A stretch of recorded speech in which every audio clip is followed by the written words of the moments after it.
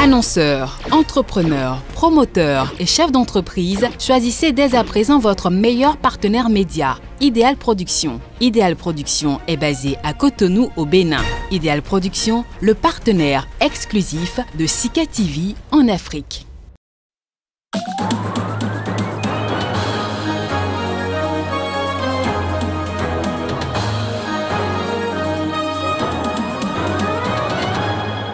Un nouveau report du procès de l'ancien président sud-africain. Jacob Zuma était présent au tribunal, mais l'audience est reportée au 26 mai.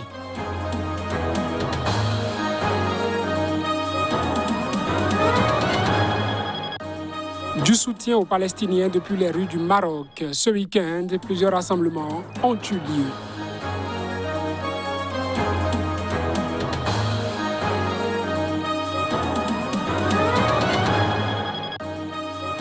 Les casques bleus au Mali ont opéré ce week-end une saisie de matériel, armes, munitions et autres ont été pris dans le nord.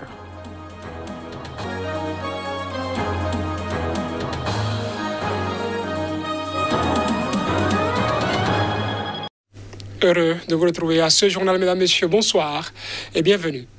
L'ancien président sud-africain Jacob Zuma, jugé pour corruption, a comparu devant la justice pour une affaire de pot de vin vieillie de plus de 20 ans avec le groupe français Thales.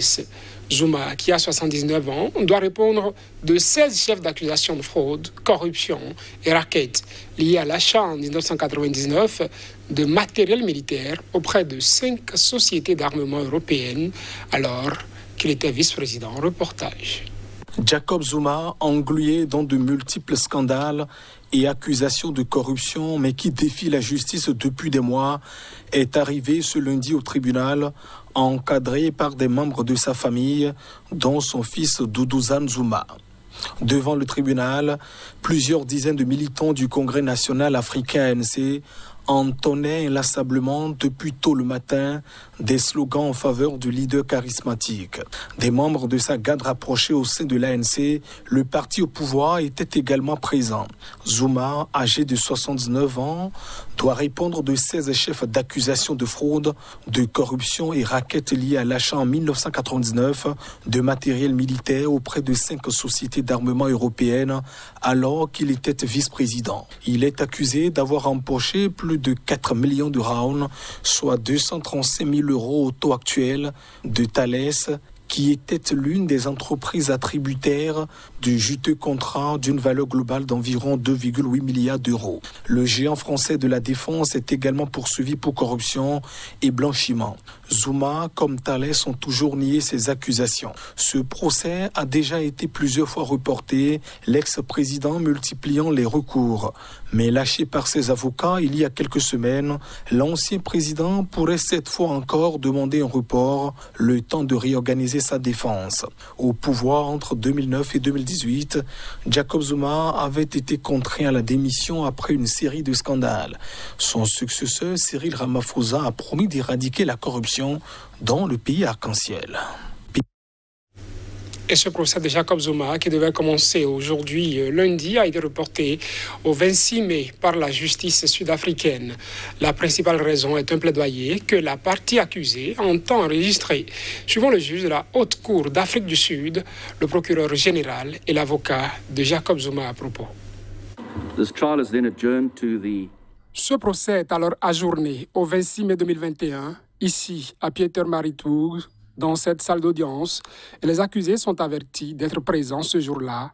Et comme discuté précédemment, il est prévu que le plaidoyer soit enregistré ce jour-là.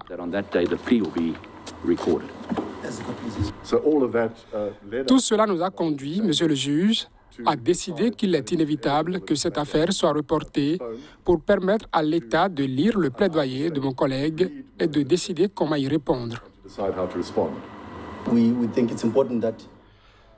Nous estimons qu'il est important qu'il soit clair pour l'État que M. Zuma est prêt, qu'il a toujours été prêt et qu'il ne faut jamais considérer que notre plaidoyer, que nous avons l'intention de soulever, est un signe que nous ne sommes pas prêts.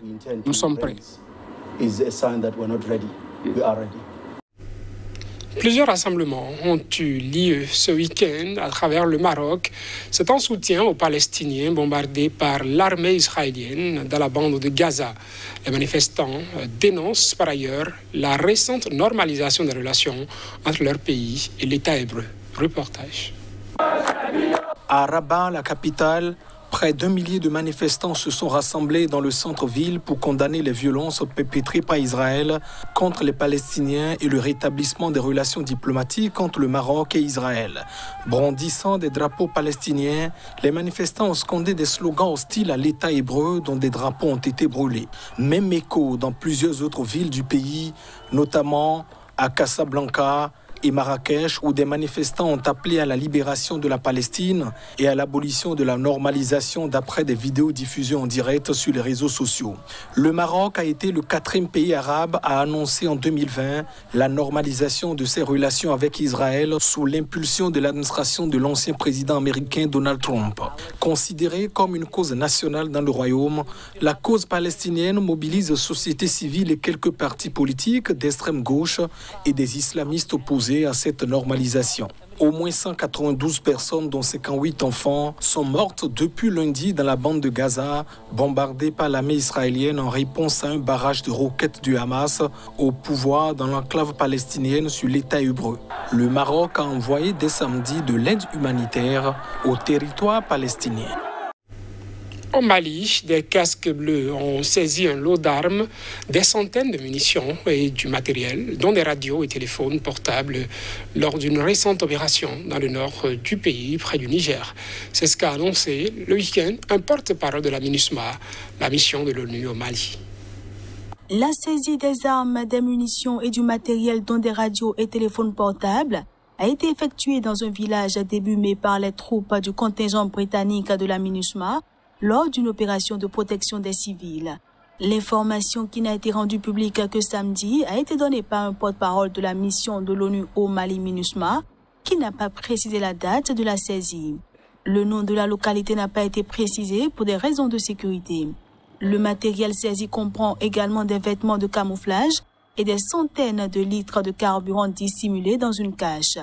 Olivier Salgado, le porte-parole de la mission de l'ONU au Mali, a indiqué que ces armes et équipements divers sont régulièrement utilisés au Mali pour mener des attaques contre les populations, l'armée malienne, la MINUSMA ou les forces internationales déployées dans le pays pour lutter contre les attaques djihadistes. Les armes et informations recueillies ont ensuite été transmises au service de déminage de l'ONU et aux autorités maliennes, a-t-il ajouté. La MINUSMA, déployée au Mali depuis 2013, est actuellement la mission de paix des Nations Unies qui a subi le plus de pertes au monde, avec plus de 140 tués dans des actes hostiles selon les statistiques de l'ONU. Au moins 10 civils ont été tués dans l'est de la République démocratique du Congo par des membres présumés d'un groupe armé d'origine ougandaise, Force démocratique alliée ADF. C'est sur son compte Twitter que l'organisation Kivu Security Tracker a donné l'information. Au moins 10 civils ont été tués mercredi dernier dans les villages de Ngaka et Mangoudou, près de la ville de Mambasa, dans la province de l'Ituri. Les sources locales suspectent les ADF, possiblement en coalition avec un groupe local. L'information a été donnée par l'organisation Kivu Security Tracker, qui recense les violences et attaques des groupes armés dans l'Est congolais. Dimanche, l'administrateur du territoire de Mambasa a annoncé que les jeunes ont retrouvé samedi 15 corps en décomposition dans les environs du village de Ngaka. Ils ont été vraisemblablement tués dans des attaques jeudi et vendredi dans ce village ainsi que dans les villages voisins de Lukaya et de Makumo, a estimé ce responsable local. Les corps ont été enterrés par la Croix-Rouge. Les responsables de ces attaques sont les ADF, à juger de l'administrateur. Ils opèrent habituellement à quelques kilomètres plus au sud-est, en périphérie de la ville de Beni, dans la province voisine du Nord Kivu. De son côté, la radio onusienne Okapi, citant des sources au sein de la société civile locale, a fait état de 21 tués dans cette zone depuis le début de la semaine dernière et d'une 50aine d'otages emportés par les ADF. Il y a une faible présence des militaires dans la région de Mambasa. Les assaillants en profitent, a expliqué Koma, demandant des renforts et s'alarmant des déplacements de populations déjà occasionnés par ces violences. Les forces démocratiques alliées, plus connues sous l'acronyme anglais ADF, sont à l'origine des rebelles musulmans ougandais qui ont fait souche en RDC où ils se sont installés en 1995. Aux États-Unis à présent, un tigre qui avait déambulé la semaine dernière dans les rues de Houston au Texas a été retrouvé samedi dernier en bonne santé, j'allais dire, a indiqué la police locale. L'animal, baptisé India et âgé de 9 mois, a été récupéré auprès de la femme de son propriétaire, un jeune homme de 26 ans seulement, qui avait été vu l'emmenant dans sa voiture. Le félin en liberté doté d'un collier avait été aperçu dimanche dernier errant dans les rues d'un quartier résidentiel de la ville, filmé par certains voisins ébahis de voir un tigre dans leur jardin.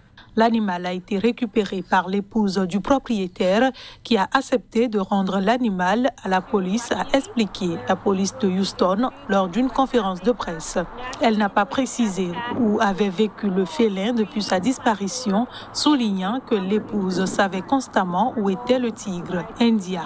Elle a rappelé qu'il était illégal de posséder un tigre à Houston, contrairement à certains des comtés qui l'entourent. Vous ne devriez pas avoir un animal comme celui-ci chez vous, a expliqué Ron Borza. Cet animal n'avait que 9 mois et il pesait déjà 80 kilos à l'âge adulte. Il peut faire jusqu'à 270 kilos. Il a encore ses griffes et peut faire beaucoup de dégâts, a expliqué la police. Le Texas est connu pour concentrer un nombre important de tigres en captivité. La loi de l'État permet d'en posséder à condition de s'enregistrer et de s'assurer que l'animal soit enfermé. En 2014, près de 5000 tigres vivaient en captivité aux États-Unis, un nombre supérieur à la population mondiale de tigres sauvages.